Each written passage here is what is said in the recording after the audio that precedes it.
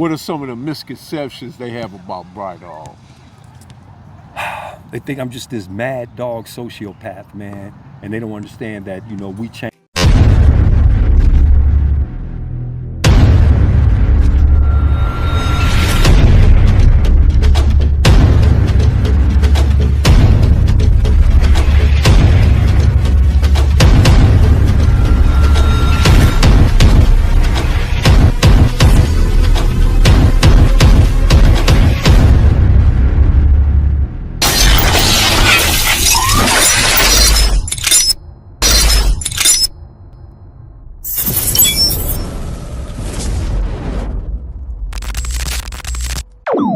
About humanity, putting truth in these lines while they busy feeding lies. When you got that tunnel vision, gotta open up your eyes. Wake up and go to sleep. Man, I'm praying all times. And to my guys, ain't no other side. This for my brothers, I'ma pray we all shine. Lock the door. Go ahead, lock the door. Lock the door. Go ahead, lock the door. Yeah, you already know.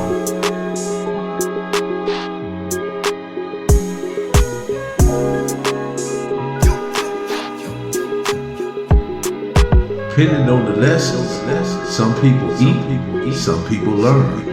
But the game is gonna send you a bill. Professor Melly Mill, Bright Dog, what is that you got on the table, man? Oh, man, I got what's called a kombucha, man. You know, because I'm working out again, man. I got, of course, my lifeline to society. And I got, you know, this is my internet name. Mr. Carrier's paperwork wherever he go before he do an interview. Sentencing transcripts, judgment of commitment, indictments, plea agreement. Oh, let me stop it, man, because, you know, some of you people can't handle it. It's too hot in the kitchen. Lock the door.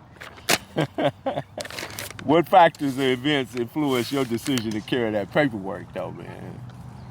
Because I have multitude of co-defendants. People on the internet can say anything they want to say, but I believe, you know, in black and white, and the proof is in the pudding. Bright Dog, how did your upbringing shape your perspective in the gang culture? And how was your gang banging? How did you arrive at some of the things you did when you was banging? You know what I mean? Because everybody does it differently, but we all have somebody that might impact our cripping or our Dahoodism or Kiwiism, right? There was always something that you were like, man, I sure like the way he get out. My homeboy Martin Black Snake, rest in peace. My homeboy Tex Capone. My homeboy Felton. They were impactful on being in that elite group. And I wanted to be one of the elitists. This is one of the top, unfortunate top shooters. So it was like, you know, that impacted me. Can you describe a moment in your life that either reinforced or helped usher that affiliation to where it was? As far as based on your association with the Feltons and the Marlon Blacks and the Tex. I'm way in the internet, right? Okay, with statute of limitations long ago. Well, you know, I went and put in work one day with Tex, Marlon, and one of my other homeboys, right? And when we were coming back, Tex and Marlon being older, they stopped and got at certain law officials, served them, sent them on about their business. And I was just astonished, and I was like, they bust on the po-pos, right? So when we got back to our segment, they were talking on the where we were at, then they came to me and said, let us see your firearm. And once they saw it was empty, they came out like, oh, because we thought if you didn't, we was gonna get you. So that left an impact. Like, first off, they like, it was just amazing. I just put it like that, man, to see somebody get it, them people like that. And in the street culture, that made me want to emulate that. And I eventually got at them people like that a couple of times in my 10 years. What are some of the misconceptions they have about Bright Dog? They think I'm just this mad dog sociopath, man. And they don't understand that, you know, we change from year to year, what have not. But like I say, don't let the new me make you think the old me is not in me. It's just that I no longer subscribe to all that violence. And what changed that, bro? What really changed it, man, is by going into the feds, the unity amongst us from Southern Cal, you know, and it just changed my whole perspective on a lot of things, and the lossage of my son, who was my little homeboy from my neighborhood. What were the most significant risks that you encountered as a gangbanger, as a full-fledged shooter, out there in it, active, the whole 9 yards? Every day was a risk for me, stepping out just by walking along. But one of the biggest risks I had, and little Vin Bone from Raymond, I didn't even know he was there. He witnessed it. But a Pyru that had notches up under his belt, had me dead bang, and I had to make a choice. And my choice was to go out like a true Compton, and I just banged till my heart didn't stop. And the dude just started shaking and said, man, I want to kill you so bad, man, but you don't understand, I respect you. Perfect segue. Who is Cecil Berkeley? Cecil Berkeley, C-Bo, West Side Pyru, co-founder of Deuce Line. I believe my first cousin, born March 4th, 1960, never none of y'all business, and I was born 1 year before on March 4th, 1960, none of y'all business. Yeah, that's my cousin that laid him to rest. He did his final carriage walk up 142nd to Gonzales Park. Man, may you rest well, cousin. What was it about it that you felt you couldn't attend? Because they just put him away, right? Yeah, I just didn't want to. I felt like this, man. All of us as older men, we are so cool with each other, even us that were shooters and adversaries and the ones that were really coming through. And I was one of the ones coming through. I just don't like when they put you out there to the young dudes and they just reminiscing, but the young dudes not taking it like that. So they may see you in the future. So I just, even though I'm on the internet and I'm seeing a lot and a lot of people know me and what have not, I just feel like, it wasn't my moment to be the topic of any type of conversations to lay my cousin to rest peacefully, man. Yeah, you didn't want that to overshadow at all the situation. I didn't even want it associated with what I did in 1980, 1979.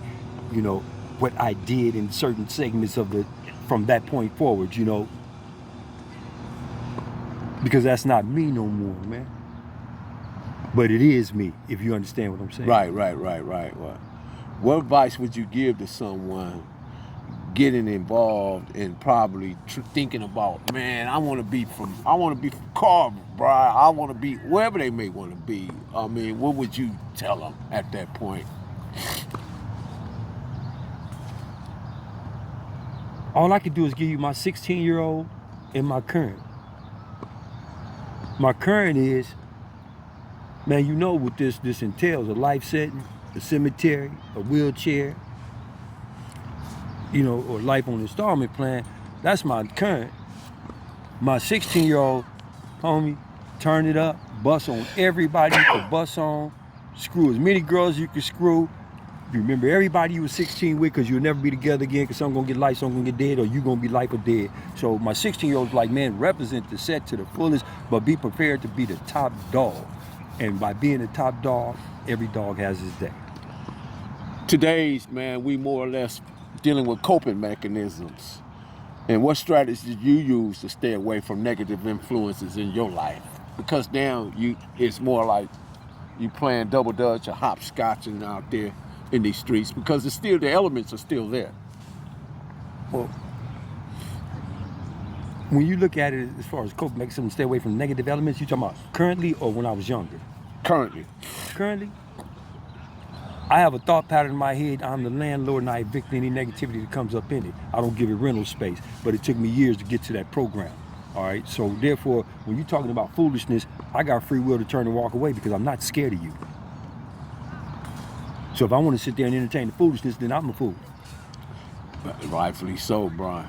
You got to figure out that if you want to continue enjoying these blessings, you got to be able to turn away from, Yeah, definitely.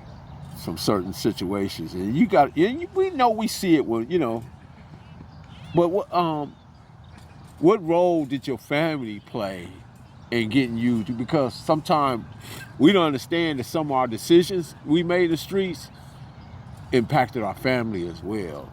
So what role did your family play in helping you look at things differently today? Because now you got your daughters, you got your mom, you got your dad. Okay, well, it was always the imprint because my mother's educated for over 35 years. My father, self-employed, they run a lot of stores in Compton, this, that, and other. So it was the imprint that I'd never decided to just pick it up and use it. So it was always there. But more so, me and my daughter, Charnel, that's my twin. See, Charnel should have been the boy. I ain't taking nothing from my son. I ain't taking nothing from you, Darnell, but Charnel should have been. See, me and Charnel, Charnel, the quiet sociopath. She's a psychopath. Yeah, she's just reserved. So Charnel B. Yeah, but just building my relationship, restructuring my relationship with all of my children, man. It's been a big thing for me, man. Man, that's amazing, man. If there any advice going out, what would you give a young man at this time? Generation now and the generation right before y'all grew up with some type of a gadget in your hand. Forget about college. Go to coding school. Go to coding school.